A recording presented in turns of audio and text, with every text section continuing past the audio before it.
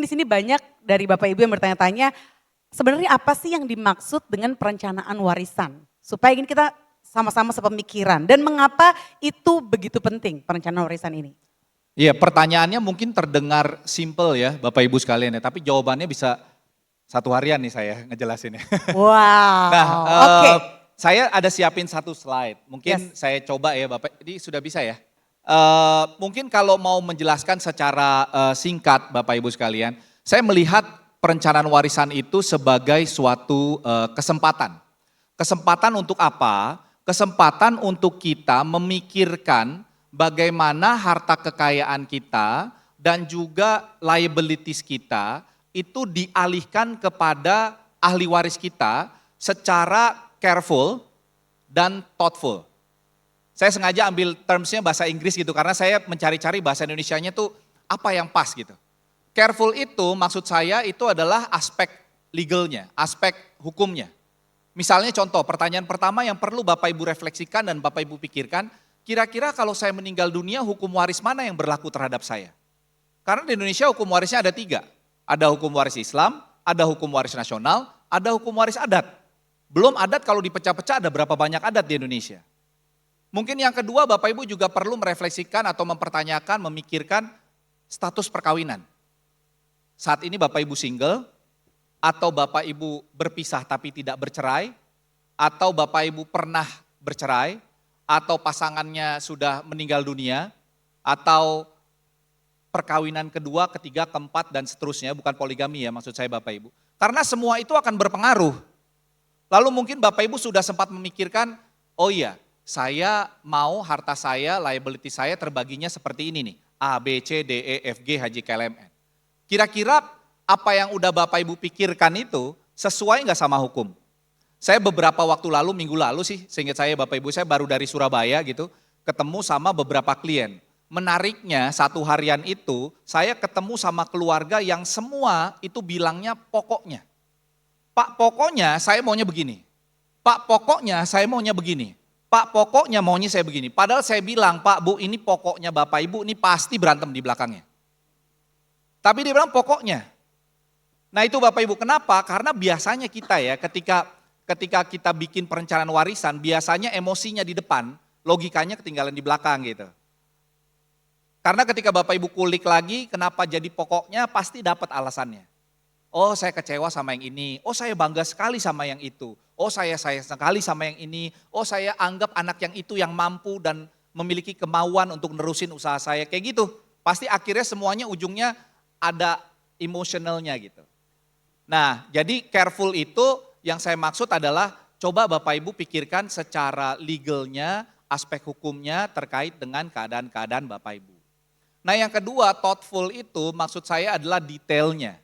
Kadang-kadang ya kan kata orang apa, the devil is in the details gitu ya. Itu yang kita suka miss, Bapak Ibu. Misalnya contoh, ada keluarga bilang bahwa Pak saya sama istri saya udah sepakat, kita mau kasih harta warisan saya ke anak-anak aja. Kebetulan anak-anak kita tahun depan semuanya dewasa, jadi bisa terima warisan aman lah, mereka bisa langsung terima. Lalu tanyaan saya, Pak kalau anak Bapak yang umur 18 tahun akan terima uang 100 M, besok bisa habis nggak? Bisa habis. Jadi detailnya nggak dipikirin, apakah 100 M yang mau dikasih pada saat itu langsung jebret, atau mau dibikin in stages, 1, 2, 3, 4, 5, 6 misalnya itu. Yang kedua yang Bapak Ibu perlu ketahui juga gimana prosedurnya untuk mengeksekusinya. Yang perlu Bapak Ibu ketahui ya warisan itu ada satu dokumen yang sangat penting. Itu apa ibarat kata emasnya lah gitu dalam perencanaan warisan gitu Bapak Ibu ya. Yaitu apa? Yang namanya surat keterangan waris atau keterangan ahli waris atau penetapan fatwa waris gitu untuk Bapak Ibu yang beragama Islam.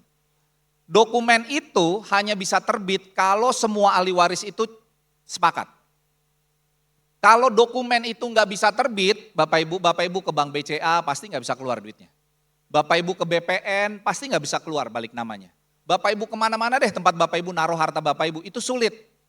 Jadi ada status stumbling block yang Bapak Ibu perlu ketahui itu. Oh kalau sampai nanti anak satu aja ahli waris saya ada 6. Yang satu aja nggak setuju, yang 5 padahal setuju. Potensi berantemnya tinggi. Potensi nggak bisa jalannya tuh akan tinggi gitu. Dan yang kedua mungkin dari sisi thoughtful ini adalah details atau SOP-nya Bapak Ibu. SOP dari tempat Bapak Ibu naruh uang misalnya.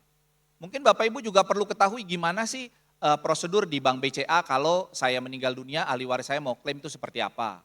Atau Bapak Ibu punya saham di perusahaan sekuritas, Bapak Ibu tanya. Bapak Ibu punya apapun lah. Jadi SOP-SOP itu akan berpengaruh dan Bapak Ibu perlu ketahui sejak awal. Sehingga Bapak Ibu ketika membuat perencanaan itu menjadi baik. Makanya menurut saya Bapak Ibu, to die without a plan is a mistake. Big mistake. Kenapa? Karena kita tidak mau harta yang kita udah kumpulkan seumur hidup kita jatuhnya ke orang lain, bukan kita yang ngatur tapi peraturan yang ngatur. Mungkin gitu. Wow, kena sekali tuh ya, to die without a plan is a mistake. Oke, jadi untuk itu penting sekali untuk melakukan perencanaan waris secara careful and thoughtful. Apalagi banyak detail-detail yang harus diperhatikan dan ini kan juga butuh kesepakatan ya dengan pasangan dan juga nanti apalagi kalau anaknya tuh lebih dari satu, belum lagi status pernikahannya yang mungkin tidak segitu clear-nya gitu ya. Nah itulah gunanya perencanaan warisan ini. Baik, terima kasih Pak Risen. Selanjutnya saya mau nanya ke Mas Tian nih, sebagai seorang ayah, seorang suami, seorang pengusaha yang sibuk lah ya gitu. Pengen tahu nih, sekarang tuh prioritasnya Mas Tian tuh apa saja sih? Dan gimana seorang Mas Tian nih merencanakan masa depan untuk anak-anak? Ya, sekarang kesibukan aku ya macam-macam ya gitu ya. Tapi tetap keluarga sejak saya punya anak saya cowok 2 orang, umurnya 10 dan 6 tahun, masih kelas 5 SD sama 1 SD, jadi ya lagi sibuk. Kalau berapa tahun sebelumnya anak-anaknya masih kecil, istilahnya belum bisa diajak ngobrol. Sekarang saya sebagai ayah tuh harus hadir penuh. Oke. Ketika anak saya ngajak ngobrol dan dia udah mulai bisa bertanya dan udah mulai kritis gitu ya, anak sudah menuju dewasa. Jadi saya full time dad, tapi ngerjainnya macam-macam lain. Saya ngerasa ketika udah punya anak, hidup saya tuh berbedanya tuh apa? Berbedanya saya selalu merasa bahwa akhirnya hidup saya ada maknanya. Loh kok begitu? Kenapa? Saya ngerasa dulu kayaknya hidupnya nggak ada makna, mungkin nggak gitu ya. Tapi saya mikir ketika saya punya anak, terus lihat oh ini anak saya nih. Ketika terjadi sesuatu sama saya, entah apapun itu, akan ada manusia yang sedih sekali, yaitu anak. Mungkin kalau istri saya sedih, tapi sudah dewasa, sudah bisa move on, pikirannya sudah dewasa. Nah, seperti anak kecil yang kehilangan orang tua. Nah, ketika saya menyadari itu, saya tuh tadinya orangnya tuh apa ya, agak sedikit ngasal. Ngasal yang terukur gitu ya. Saya senang nyoba macam-macam lah tapi terukur. Tetap Ngasal yang terencana. Ya, ngasal yang direncanakan. Apapun itu. Saya suka ke Bali, cliff jumping, laut, ombak gede yang ekstrim. Saya suka invest di yang ngadi-ngadi lah, coba-coba namanya juga ya. Gitu ya. Tapi kan kita harus coba, kalau enggak kita nggak tahu. Gitu. Ketika udah punya anak, loh ini ada manusia yang kalau terjadi sesuatu sama saya ini yang paling sedih nih. Gitu. Sehingga saya jadi agak berubah. Cara pikirnya seorang laki-laki mungkin proses evolusi melengkapi proses evolusi sebagai seorang laki-laki yaitu the provider of the family, the protector of the family gitu ya, sebagai seorang laki-laki. Nah dari situ saya harus mulai mikir, oke, saya udah gak bisa ngasal lagi gitu ya. Sehingga saya benar-benar harus mikir sesuatu buat anak saya, tetapi mengenai warisan, ini cerita saya pribadi, mengenai warisan, mengenai apa tuh saya paling gak ngerti. Kenapa? Karena papa saya dia bilang ke saya, dia tidak bisa mewariskan harta seperti yang lainnya gitu ya. Karena papa saya dia seorang pekerja keras. Dia seorang pekerja keras, dia berhasil mendidik anak-anaknya sampai besar, tapi dia bilang bahwa papa nanti ngewarisin kamu ilmu. Jadi kalau misalnya papa meninggal tiba-tiba di bank kok gak ada duitnya, ya udah dikasih tahu ya gitu. Jadi saya ngerti, oke, jadi yang namanya warisan ini gak mesti selalu tentang uang. Kebetulan papa saya mewariskan ke saya itu disiplin, wisdom, perspektif, dan lain sebagainya gitu ya. Dari situ ketika saya dewasa sekarang, saya bisa mengimplementasikan warisan value-value dari papa saya tadi untuk saya menghasilkan wealth. Sehingga cita-cita papa saya untuk, saya ingat banget dia dulu ngomong waktu saya masih SD kali atau SMP gitu, nggak ngerti. Wow, cepet juga ya. Kamu harus lebih hebat dari papa gitu. Oke. Kan kita anak kecil ngelihatnya kan ayah kita udah paling hebat. Dia bisa nganter saya ke sekolah tiap hari pakai mobil. Toyota Corolla dulu. Gitu ya, mobil ya oke lah gitu ya. Tapi ketika kita ngerti BMW gitu kok jadi beda gitu. Tapi kita melihat lah gimana harus lebih hebat dari papa. Ya kemudian sekarang saya seperti ini bisa dibilang kalau pakai kita nilai pakai angka mungkin saya lebih hebat dari papa saya. Tapi kalau kita tidak nilai pakai angka, papa saya jauh lebih hebat dari saya. Gitu ya. Nah, dari situ saya ngelihat bahwa anak-anak saya masih kecil, saya harus do something, saya harus mikir. Saya bisnis utama itu properti. Jadi saya punya aset kebanyakan properti. Benda-benda fisik yang berat, yang harganya tinggi dan tapi nggak liquid. Kita sih mikir, ya warisan ya udahlah kasih warisan rumah, properti yang udah saya pernah generate ketika saya masa hidup. Tapi dengar-dengar cerita lain juga, kadang-kadang anak kita tuh nggak kayak kita. Mungkin kita ngerti gimana bikin properti, gimana manage punya aset dan lain sebagainya. Belum tentu anak saya bisa ngerti dan bisa appreciate itu. Ada cerita dari temen juga yang diwariskan rumah mewah. Pusing dia. Pusing ya, bayar diwariskan pajaknya rumah segala mewah. macam. Pusing, mau diapain ini pusing. Sehingga saya pikir, ya oke, generate wealth, tapi nggak liquid, bentuknya aset, properti, ya it's a good thing gitu ya, pasti ya. Tapi saya berpikir kemudian harus ada sesuatu yang lain juga. Untuk istilahnya adalah menjaga cash flow kali ya. Menjaga cash flow gitu ya. Karena tadi Dr. Ihsan juga cerita, misalnya kita anak-anak dikasih duit 100 miliar atau apa bisa kaget dan bisa nggak bijak juga. Gitu. Dan juga mengenai warisan saya juga mikir selalu ceritanya adalah di antara keluarga berantem. Itu tuh yang saya selalu dengar sehingga apa? Sehingga kok uang yang udah kita wealth, yang udah kita bangun selama hidup dengan kerja keras, dengan sukacita, tetapi ujungnya diterima oleh offspring atau keturunan kita itu sebagai objek sengketa. Itu gimana kita nggak sakit hati, ya? Kita sebagai manusia yang banting tulang kerja berharap nih anak-anak happy, tapi ternyata malah jadi berantem. Itu sedih banget. Mungkin yang bersangkutan jangan-jangan wishing seandainya saya tidak kasih dia warisan, mendingan keluarga utuh lah. Nah, jadi memang ada hal-hal seperti ini yang saya terekspos. Saya jujur senang sekali datang ke sini ya, bahas mengenai warisan karena saya juga pasti butuh informasi juga gitu. Tetapi yang saya rasakan adalah ya seperti itu. Saya masih muda, saya ingin mencoba untuk memberikan yang terbaik untuk anak-anak saya yang nggak tahu apa dia sifatnya sama dengan saya, bisa mengelola wealth atau tidak. Tetapi yang penting ya bagaimana caranya supaya apa yang sudah saya generasi, saya sudah generate, ke next generation ini masih utuh atau bertambah. Seperti itu. Wow, terima kasih loh ya Mas Tian untuk ceritanya nih. Saya Ya. yakin mungkin di sini Bapak Ibu juga ada yang merasakan hal yang sama gitu ya dengan Mas Tian ya.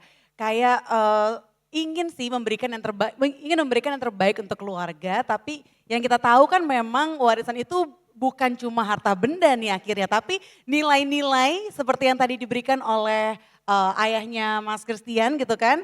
Tidak hanya harta tapi juga nilai-nilai seperti wisdom, kemudian perspektif, dan juga bagaimana justru nilai-nilai ya disiplin, nilai-nilai yang membuat kita bisa memproduce wealth itu ya.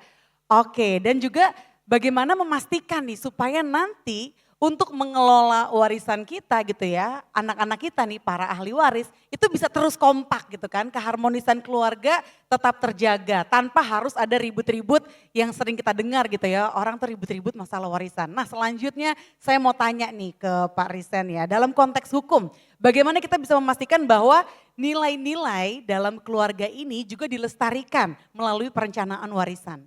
Iya, saya setuju banget bahwa warisan itu sebenarnya nggak melulu tentang harta benda aja, tapi juga values. Saya ingat betul beberapa tahun lalu, ini bukan promosi film ya, cuma karena beberapa tahun lalu. Saya di pesawat, saya nemu satu judul film, judulnya itu Sabtu Bersama Bapak. Saya lupa siapa yang main. Jadi cerita intinya Bapak Ibu, ada seorang bapak yang udah tahu akan meninggal dunia dalam waktu beberapa tahun kemudian. Yang anak-anaknya pada saat itu masih kecil. Jadi bapak itu bilang sama istrinya, saya ingin merekam diri saya, kamu tolong setiap hari Sabtu setelah saya udah nggak ada, tolong anak-anak nonton film ini. Supaya mereka tahu values yang saya miliki dan mereka tahu siapa bapaknya. Nah jadi dari situ saya punya ide tuh Bapak Ibu. Saya pikir wah bagus juga nih film gitu ya. Dan saya akhirnya sering bilang sama klien saya yang mungkin punya kesulitan ketika dia menuliskan sesuatu dalam bentuk tulisan. Jadi saya biasanya melengkapi dokumen perencanaan warisan itu terkadang dengan video itu gitu ya. Karena di video itu Bapak Ibu bisa menjelaskan segala sesuatu dan terutama values yang Bapak Ibu inginkan. Nah mungkin saya mau ceritain juga beberapa contoh klien saya gitu yang dia values itu sangat penting dan di-attach ke monetary compensation-nya gitu ya. Mungkin tapi sebelum ke situ saya cerita sedikit tentang beberapa tools ya gitu ya Bapak Ibu yang biasanya kita pakai kalau kita melakukan perencanaan warisan. Yang pertama ya mungkin saya sebut wasiat gitu ya Bapak Ibu ya. Nah mungkin kita tools yang pertama tuh wasiat, mungkin Bapak Ibu bisa lihat di depan. Kenapa wasiat ini menjadi salah satu tools penting dalam perencanaan warisan? Karena Bapak Ibu lihat di box yang pertama ya. Segala harta peninggalan seseorang yang meninggal dunia adalah kepunyaan ahli warisnya menurut undang-undang. Sejauh mengenai hal itu, dia belum mengadakan ketetapan yang sah. Yang dimaksud itu adalah wasiat. So wasiat is a very powerful document. Kenapa? Karena dia diberikan kewenangan sama undang-undang untuk nyimpangin ketentuan undang-undang itu sendiri. Jadi kalau mohon maaf Bapak Ibu udah pergi dan Bapak Ibu tidak ada pengaturan, maka tunduk pada aturan undang-undang. Tapi undang-undang kasih kesempatan kepada Bapak Ibu untuk buat satu dokumen gimana caranya harta kekayaan Bapak Ibu tuh dialihkan sesuai dengan keinginan Bapak Ibu. Yaitu salah satunya adalah wasiat. Nah wasiat itu adalah suatu akte yang memuat pernyataan seseorang tentang apa yang dikehendakinya. Jadi wasiat tidak melulu tentang harta. Jadi di situ yang memuat pernyataan seseorang tentang apa yang dikehendakinya akan terjadi setelah ia meninggal dunia yang olehnya dapat dicabut at any time. Jadi ketika Bapak bikin wasiat, ketika Ibu bikin wasiat, Bapak Ibu mau rubah 1 jam setelahnya, feel free. Tapi di sini dibilang wasiat itu tidak melulu tentang harta. Misalnya contoh, Bapak Ibu punya anak masih kecil. Tadi Pak Christian anak-anaknya kalau nggak salah ingat saya masih kecil-kecil ya Pak ya. Mungkin pemikirannya adalah begini Bapak Ibu. Kalau Bapak Ibu punya anak-anak masih di bawah umur, lalu kemudian skenarionya adalah mohon maaf Bapak Ibu perginya sama-sama. Lalu anak itu akan menerima warisan sebesar 100 miliar rupiah atau berapapun itu jumlahnya. Kira-kira orang tua dari sisi ayah dan orang tua dari sisi ibu artinya kakek nenek mungkin gak berebutan untuk jadi wali atas anak itu. Itu Bapak Ibu bisa address di wasiat. Kalau saya meninggal maka walinya adalah X. Nah salah satu contoh klien saya juga dia punya values pendidikan itu sangat penting sekali buat dia. Jadi ketika dia bikin wasiat, dia attach itu ke monetary compensation. Dia bilang bahwa kepada anak-anak saya akan saya berikan sekian kalau dia sekolahnya S2-nya selesai. Itu values yang di-attach sama monetary compensation. Boleh nggak? Ya boleh aja. Atau misalnya Bapak Ibu sangat ingin sekali anaknya menjadi seorang lawyer gitu. Terus Bapak Ibu tulis, ya boleh aja. Nanti kalau ujungnya seperti apa ya kita lihat gitu ya. Kalau anak saya jadi lawyer kasih dia begini, ya silahkan. Intinya adalah values yang Bapak Ibu punya, Bapak Ibu bisa tuliskan di dalam dokumen itu. Nah, tools yang kedua yang saya sering pakai itu adalah trust. Memang trust ini prinsipnya begini Bapak Ibu. Jadi misalnya contoh saya, itu punya harta sebesar Rp1.000 gitu Bapak Ibu ya. Rp1.000 ini saya alihkan kepada satu lembaga trust yang saya percaya, namanya trustee. Ya, jadi 1.000 ini kepemilikannya bukan lagi punya saya, tetapi saya punya agreement sama si trustee bahwa trustee, uang 1.000 ini kamu pakainya ikutin aturan saya ya, yang saya tuangkan di dalam trust agreement itu. Diberikan kepada orang-orang yang saya tentukan juga, namanya beneficiary. Saya mau cerita sedikit, salah satu contoh klien mungkin terdengar lucu, tapi real fact gitu Bapak Ibu ya. Saya ada satu klien, salah seorang pengusaha, punya istri cantiknya luar biasa sekali. Saya ketika ketemu juga, wow cantiknya luar biasa gitu Bapak Ibu. Tapi dia punya concern yang dia bilang ke saya, Pak, saya ini takut kalau saya meninggal, istri saya nikah lagi. Dia bilang gitu, beneran. Terus dia bilang gini Pak, saya ini kok gak rela ya. Saya pikir-pikir kalau saya meninggal, istri saya nikah lagi, oke lah. Tapi suami barunya udah dapat istri saya yang cantiknya luar biasa itu, ditambah harta warisan yang saya tinggalin buat istri saya. Gimana saya gak mau bangkit dari kubur sana. Samperin keluarga barunya gitu Bapak Ibu. Mungkin terdengar lucu ya. Saya juga ketika dengar itu pertama kali lucu, tapi itu beneran. Terus dia bikin, oke, saya mau bikin trust. Di trustnya itu agreementnya tolong Pak ditulisin gini. Kalau saya meninggal, 1 tahun setelah saya meninggal dia nggak nikah lagi, kasih dia 1.000 misalnya gitu. 2 tahun setelah saya meninggal dia nggak nikah lagi, tambahin 1.000 lagi. 3 tahun setelah saya meninggal dia nggak nikah lagi, tambahin 1.000 lagi. Sampai di titik yang dia yakin istrinya nggak laku lagi, baru dikasih 100%. Beneran ini Bapak Ibu. Mungkin it sounds funny, tapi ya itu gitu ya. Apa namanya? Ya trust bisa begitu, bisa ngatur sampai titik sedetail itu gitu. Nah makanya balik lagi ke values ya. Mungkin kita bisa berdebat itu values atau bukan, tapi itu something matter for him gitu ya. Apa namanya? Dia takut seperti itu. Nah yang ketiga adalah tentang insurance. Nah kenapa insurance yang saya maksud ini adalah life insurance ya, bukan insurance yang lain. Kenapa life insurance juga merupakan salah satu tools untuk konteks perencanaan warisan. Konsep gampangnya secara logika yang mungkin saya mau jelaskan adalah gini. Yang namanya harta peninggalan itu Bapak Ibu, itu adalah harta yang kita peroleh dari titik kita lahir sampai titik kita meninggal. Itu budel warisnya Bapak Ibu, harta peninggalan Bapak Ibu itu. Tapi life insurance ini agak unik. Agak unik kenapa? Bapak Ibu naik ke awan dulu, baru yang di awan turun. Jadi artinya kita meninggal dulu, baru kemudian uangnya turun. Jadi dia diperolehnya setelah kita meninggal. Makanya dia nggak masuk ke dalam budel waris. Dan yang kedua adalah dia itu tunduk pada satu aturan sendiri. Nah makanya ini juga jadi bagian dari tools. Yang 2 terakhir tadi saya bilang Bapak Ibu itu adalah tools by designation. Jadi kita itu menunjuk ahli waris kita konsepnya beneficiary gitu. Jadi berdasarkan konsep itu dan bukan berdasarkan pewarisan. Sehingga dia langsung titik itunya tanpa tunduk pada peraturan-peraturan tentang pewarisan. Nah tetapi sebagai catatan aja untuk Bapak Ibu sekalian terkait dengan insurance ini, Bapak Ibu juga mesti ingat bahwa semua tools ini adalah living document. Ya Bapak Ibu ya, kenapa living document? Karena dia harus direview dari waktu ke waktu. Kalau Bapak Ibu ada keadaan yang berubah, dirubah cepat-cepat jangan lupa. Tadi sebelum masuk, ini mungkin sebagai penutup sedikit ceritanya, saya punya satu klien Bapak Ibu, dia kebetulan suami istri, lalu kemudian bapaknya ini waktu hidup punya uang pertanggungan, ya Bapak Ibu ya, yang diberikan kepada istrinya. Jadi dia jadi tertanggungnya, lalu kemudian diberikan kepada istrinya, lalu di tengah perjalanan beliau itu bercerai sama istrinya. Ya Bapak, dia bercerai sama istrinya, tetapi uang pertanggungan itu tidak pernah dirubah penerima manfaatnya.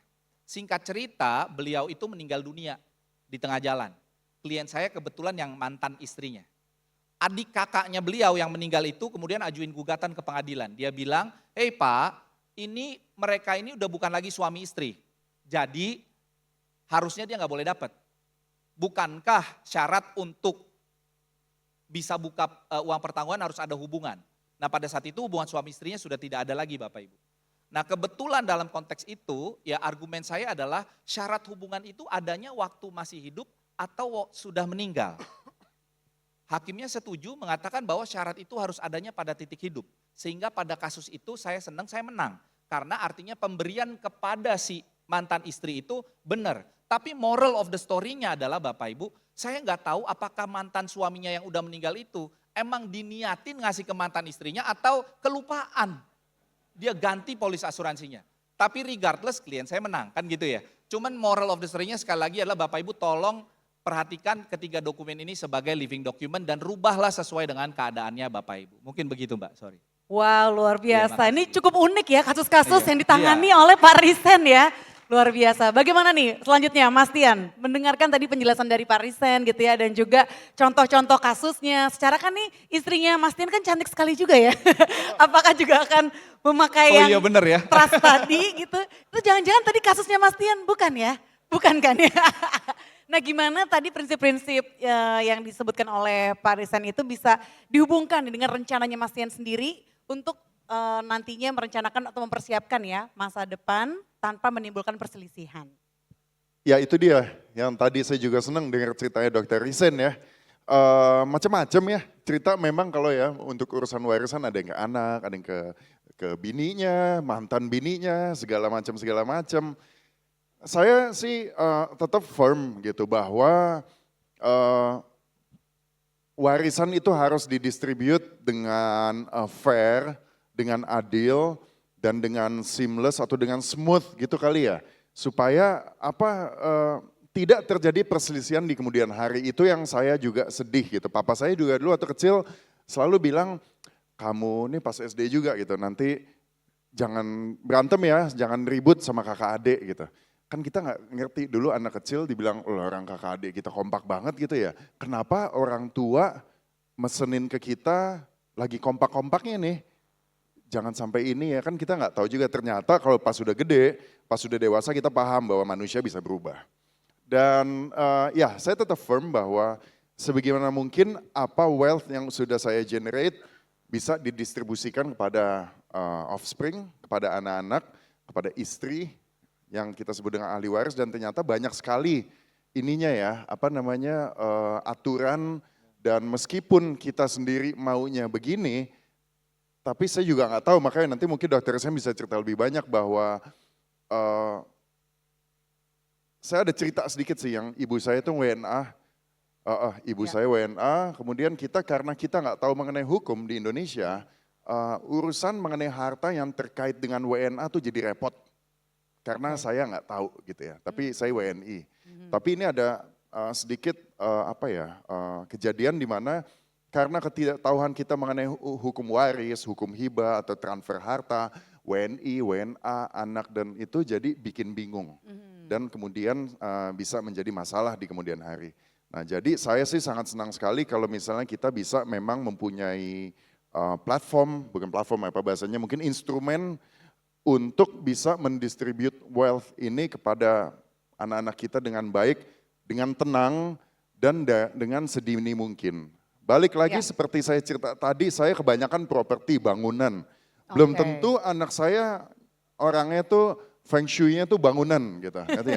Jangan-jangan ketika diwarisin ke situ tanah sama apinya tuh nggak cocok, jadi nggak cocok gitu ya. Nah jadi memang mesti ada yang netral uang gitu ya, uang. Tapi kadang-kadang kita gimana cara ngasih uang. Nah itu dia mungkin banyak bisa kasih info juga nih. Saya di sini juga sebagai tamu nih sebenarnya. Jadi ternyata Mas Tian sendiri ini juga masih proses ya untuk saya merencanakan warisan itu dengan baik. Kayaknya langkah pertama sih harus konsultasi dulu nih dengan Pak Risen itu yang udah pasti ya Pak Risen ya. Nah selanjutnya nih mengaitkan tadi dengan ceritanya Mas Tian gitu ya yang dialami dengan orang tuanya Mas Tian. Terus juga mungkin kegelisahan yang selanjutnya bisa saja terjadi kan oleh anak-anaknya Mas Tian. Dan juga tadi petuah dari ayahnya Mas Tian ya. Tentang dari kecil tuh pokoknya kompak terus ya. Sedangkan kita mikirnya kan sebagai anak-anak itu emang kenapa gitu. Warisan ya udah tinggal dibagi aja misalnya ada 2 tinggal dibagi 2 aja. Cuma kenyataannya gak semudah itu kan. Nah pengen tahu juga dong tantangan hukum yang sering terjadi apa saja sih Pak Risen dalam perencanaan warisan. Mungkin ada contoh kasus juga silakan. Iya, ya sekali lagi Bapak Ibu ya penegasan yang tadi klien saya itu memang bukan Pak Christian ya Bapak Ibu ya. Karena istrinya beliau juga cantik soalnya. Ya Bapak Ibu tantangan hukum banyak sekali challenges-nya ketika kita berbicara tentang pewarisan. Tapi saya coba intisarikan yang mungkin paling sering saya hadapi ya Bapak Ibu ya ketika kita berbicara tentang pewarisan. Yang pertama itu adalah legitim porsi. Legitim porsi ini, oh ya udah di layarnya Bapak Ibu ya. Itu adalah bagian minimal anak. Jadi Bapak Ibu yang namanya anak dalam konteks hukum kita nggak boleh nol. Nggak boleh. Sekali lagi, yang namanya anak dalam konteks hukum kita nggak boleh nol. Sedurhaka-durhakanya tuh anak. Nggak boleh nol. Dia nikah sama orang yang Bapak bencinya sampai ubun-ubun, gara-gara itu Bapak Ibu hilangkan hak warisnya, nggak boleh. Bapak Ibu berharap dia jadi seorang banker, totonya dia malah jadi seorang lawyer, gara-gara itu Bapak hilangkan hak warisnya, nggak boleh. Dia punya bagian minimal yang dilindungi undang-undang dan mungkin inilah sekali lagi 90% kalau saya boleh bilang Bapak Ibu, dari beberapa tantangan lagi nanti saya ceritain, ribut di pengadilan tuh karena melanggar ini. Saya ada mau cerita 2 case Bapak Ibu. Yang pertama adalah konglomerasi di Jakarta yang saya bantuin. Pertama kali ketemu dia bilang gini, Pak Risen, saya itu nggak mau saham perusahaan saya jatuh ke anak-anak saya. Saya tanya, kenapa Pak? Lihat Bill Gates, lihat Warren Buffett. Warren Buffett atau Buffett sih ngomongnya? Warren Buffett. Warren gitu Buffett, aja. ya pokoknya itulah Bapak Ibu ya. Lihat Mark Zuckerberg. Enggak ada tuh yang ngasih ke anak-anaknya. Kenapa? Karena saya nggak mau kasih silver spoon ke anak-anak saya. Mereka harus berjuang, mereka harus belajar, mereka harus cari sendiri gitu. Nah ini Bapak Ibu ya, konsep-konsep atau ide-ide yang dari luar negeri nggak semuanya bisa diterapin word by word atau persis kayak gitu di Indonesia. Kenapa? Langsung saya tunjukin ini. Pak coba deh lihat ketentuan ini. Nggak boleh. Sebelum lebih lanjut, yang kedua, yang lagi-lagi kemarin saya cerita tentang klien saya yang di Surabaya. Dia bilang, Pak, saya itu kalau meninggal pengennya 100% harta saya jatuh ke pasangan saya, ke istri saya dulu. Kalau istri saya udah nggak ada, baru deh ke anak-anak saya. Ataupun sebaliknya, ketika istrinya meninggal 100% maunya ke bapaknya dulu. Kalau bapaknya udah meninggal, baru dikasih ke anak-anaknya. Itu mistake yang paling salah. Kenapa? Karena mungkin secara culture, secara nilai-nilai di keluarga mungkin begitu gitu ya. Karena ketika kita tanya, ya Pak istri saya, suami saya yang merawat saya puluhan tahun. Ya saya pengen dia ada uang, ada kemampuan, ada resource untuk dia bertahan hidup sampai meninggalnya nanti. Jadi biarin aja di dia dulu. Mungkin itu value sekali lagi, tapi ternyata ketika ditarik ke peraturan nggak semuanya bisa dijalanin Bapak Ibu.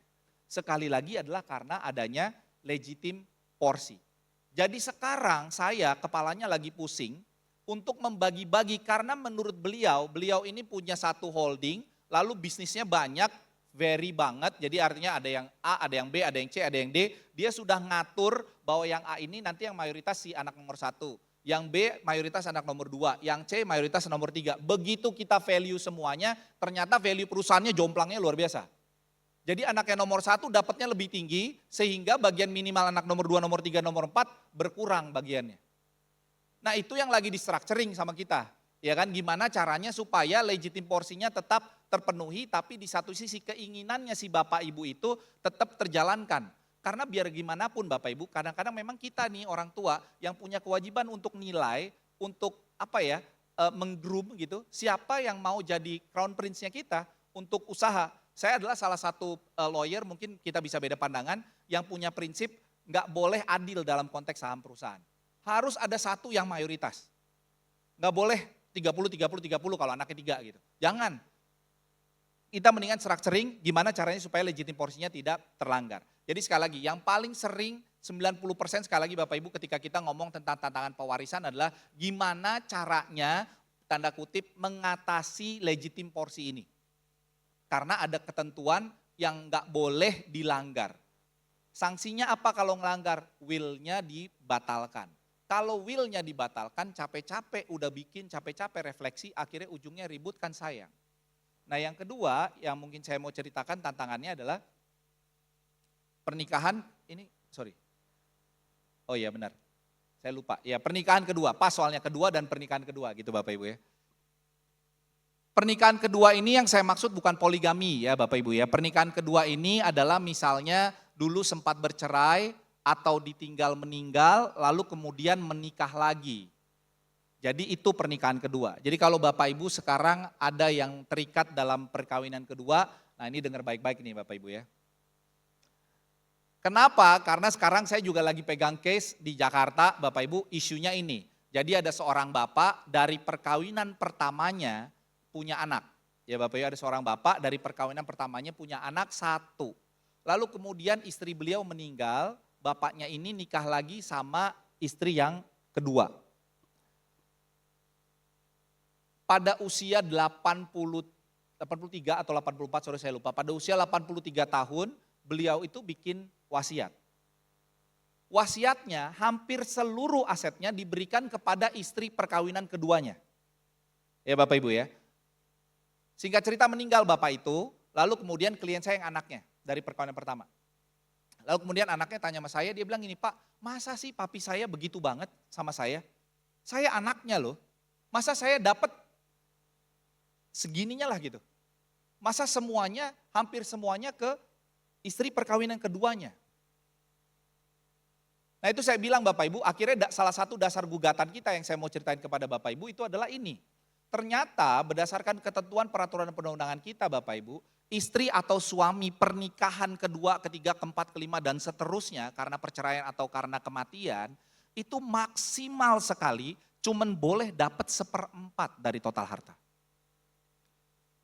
Itu pun kalau tidak ada anak yang dapat lebih kecil dari 1/4. Mudah-mudahan ngerti ya, saya coba ulang Bapak Ibu. Suami atau istri, perkawinan kedua, ketiga, keempat, kelima, keenam, ketujuh dan seterusnya, maksimal cuman boleh dapat 1/4 bagian dari total harta. Itu pun kalau tidak ada anak yang dapatnya lebih sedikit dari 1/4. Jadi akhirnya kita mengajukan gugatan yang dasarnya adalah ini, karena sebagian besar wasiat bapaknya diberikan kepada istri perkawinan keduanya. Itu yang kita ajukan gugatan. So if you love your second wife, your second husband, plan it well. Kenapa? Karena kalau enggak ujungnya kayak saya nih. Saya ajuin tuntutan. Karena gimana caranya, memang misalnya contoh mungkin ternyata papinya berpikiran, ya emang saya sayang banget kok sama istri saya yang kedua ini. Ya plan it well. Karena ternyata melalui will nggak bisa. Melalui will ternyata ada batasan ini.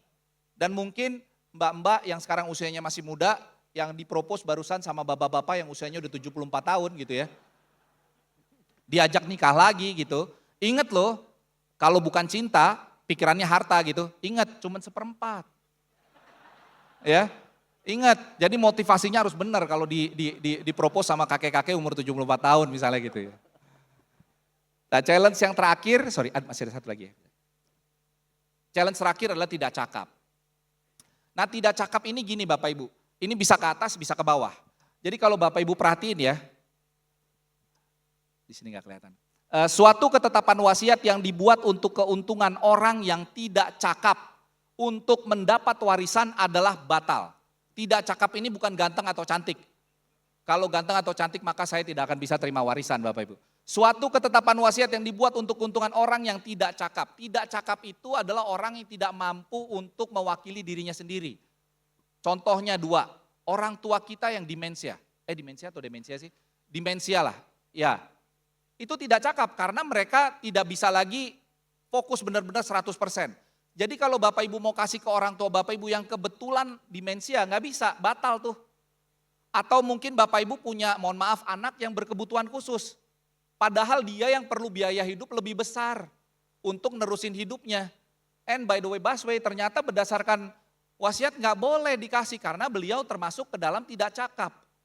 Jadi sekali lagi kalau Bapak Ibu punya 3 keadaan tantangan-tantangan ini Bapak Ibu, mungkin Bapak Ibu mesti benar-benar plan it well.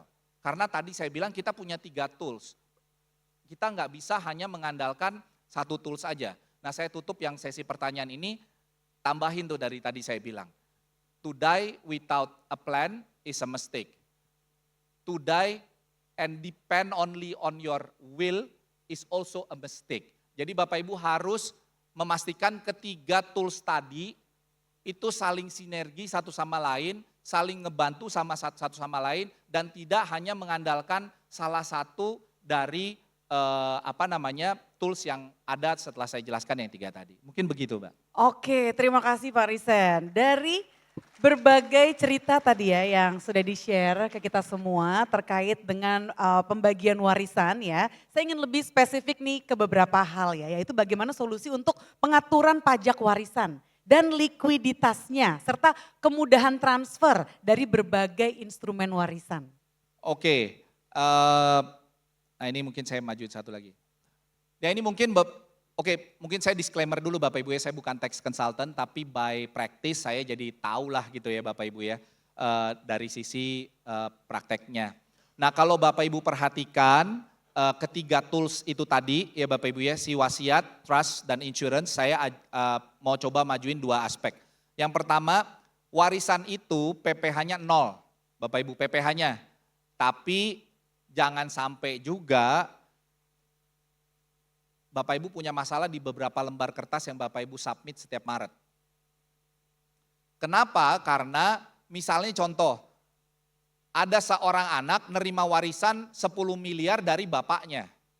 Lalu kemudian dicek di SPT bapaknya nggak ada uang 10 miliar itu. Terus dia bilang, Pak bukannya kata Pak Risen PPh 0? Iya 0, tapi di bapakmu nggak ada SPT-nya.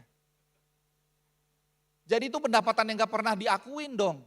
Pendapatan yang nggak pernah dilaporin dong. Nah itu jadi isu. Ya Bapak Ibu itu note yang pertama yang mungkin Bapak Ibu perlu ingat-ingat gitu ya terkait dengan hal ini. Yang kedua adalah yang trust. Trust itu Bapak Ibu nggak dikenal di Indonesia.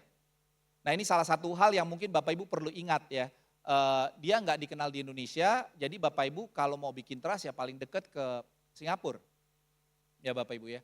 Ya kalau ke Singapura karena dia nggak dikenal di Indonesia, jadi income dari trust ya menurut saya dia subject to PPh. Karena dia dianggap income biasa. Ya Bapak Ibu tahu ya income PPh kita berapa progresif sampai sekarang ya? Tahu nggak? Wah nggak ada yang tahu. Ini kelihatan orang kaya semua karena nggak mikirin pajaknya.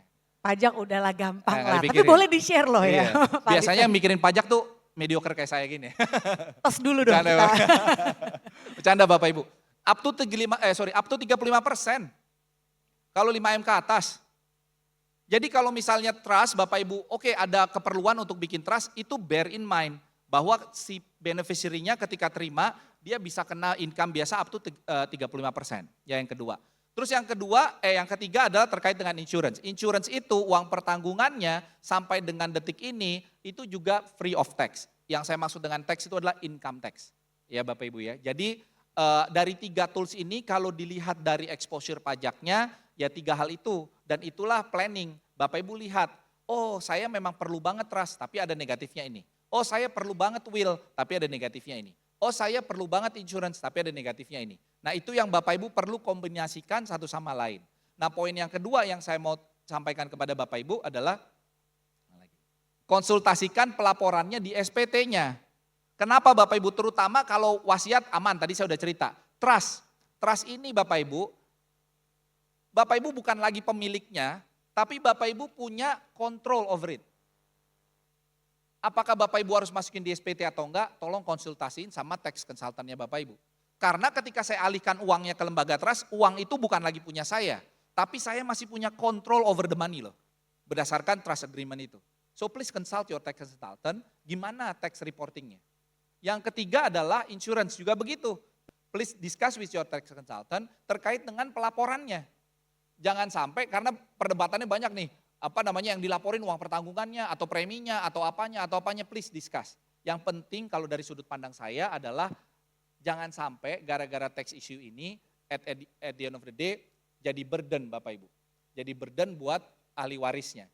Bahkan sebagai penutup untuk cerita ini Bapak Ibu, saya bulan lalu lah ya ketemu sama seseorang di Plaza Senayan situ. Bapak ini umurnya mungkin sekitar 54-55 tahun. Dia bilang sama saya gini, Pak Risen, ya sama bonus-bonus mungkin saya hidup 25 tahun lagi lah. Dia bilang gitu. Jadi 80 dia pikir dia udah pulang ke surga.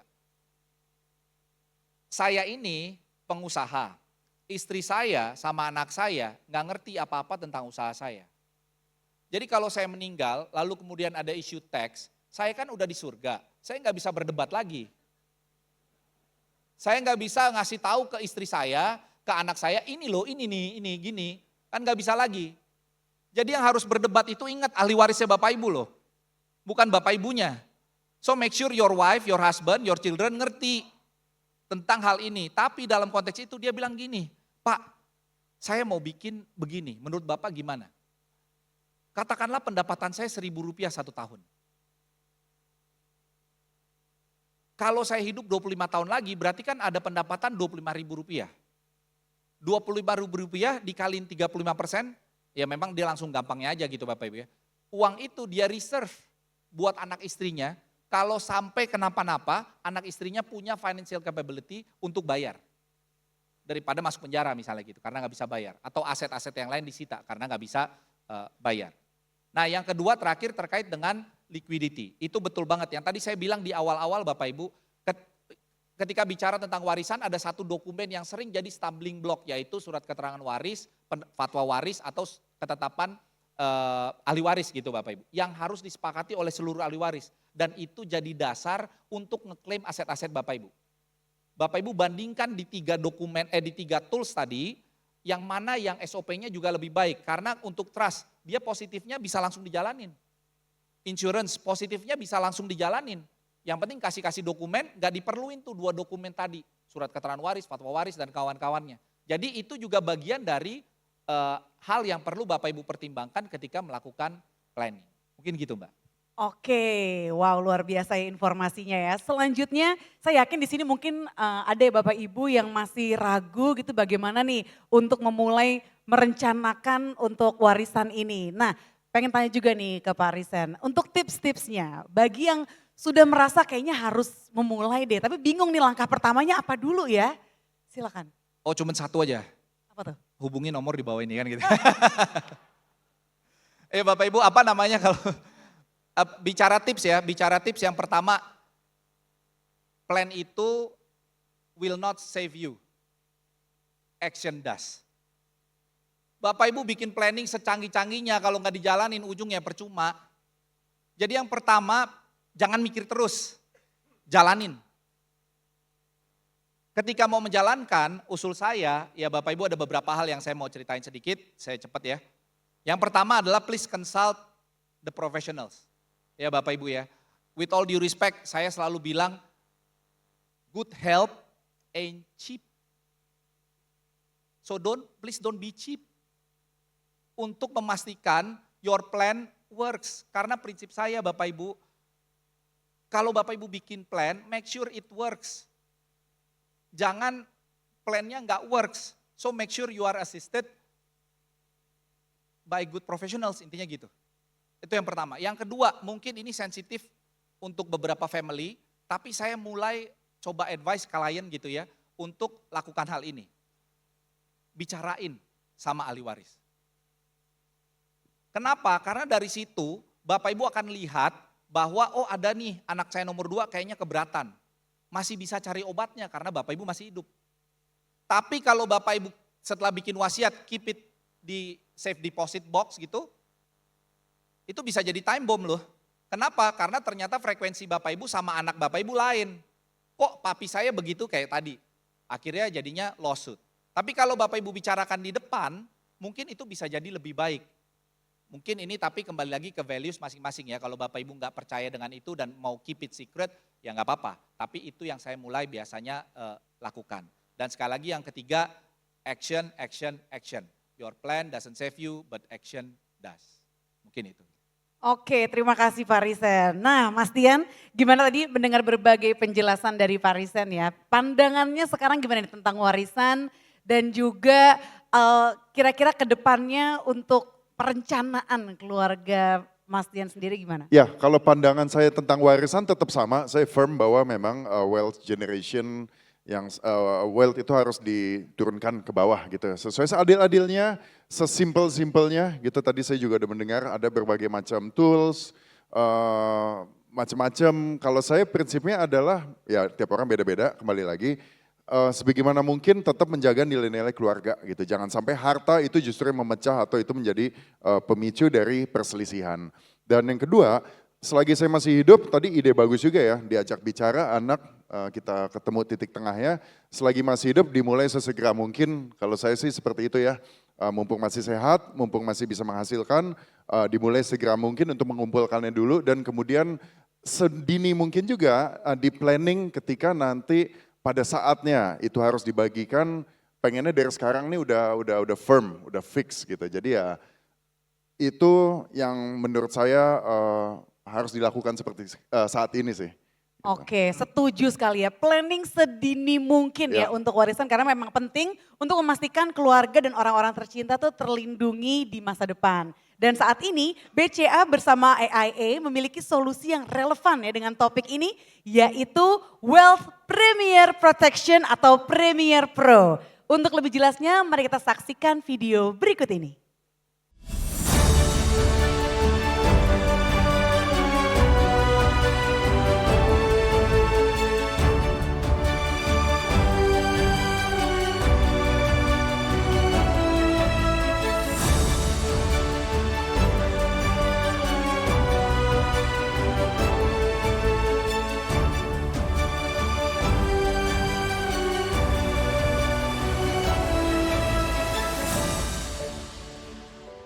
Yeay, boleh berikan tepukan tangan dong untuk video yang baru saja kita saksikan ya terkait ringkasan solusi proteksi Premier Pro. Yang mana produk ini tidak hanya menawarkan proteksi jiwa, tetapi juga memberikan perlindungan yang terus bertambah dengan peningkatan uang pertanggungan hingga total 300%. Dan solusi ini juga bagian dari strategi pelestarian aset yang akan diwariskan di masa mendatang. Sehingga segala kebutuhan nasabah dan orang tercinta di masa depan dapat terpenuhi dengan baik. Sekali lagi terima kasih ya telah bergabung bersama kami dan sampai jumpa di acara berikutnya. Tetap sehat dan tetap semangat dan teruslah merencanakan masa depan yang lebih baik untuk Anda dan keluarga. Selamat sore.